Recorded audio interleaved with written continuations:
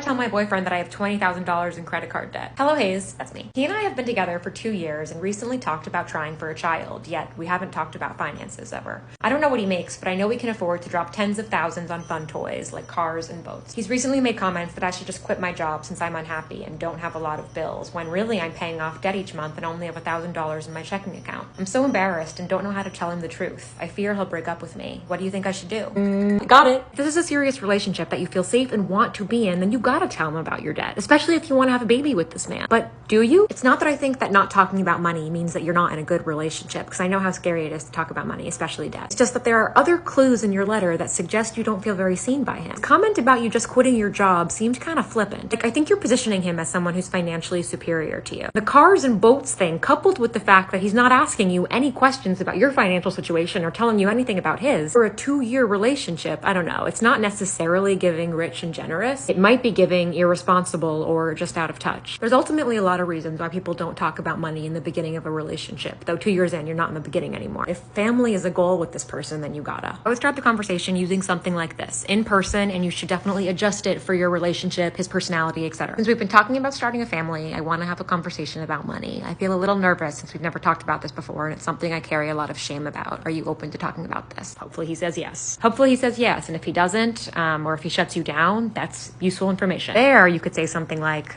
I have $20,000 in credit card debt that I accrued because X. I've been paying it off and my plan to continue paying it off is X. It's been really challenging and has left me tight on cash. I wish I shared this with you earlier, both because I want to be honest in this relationship and also because I could use the emotional support.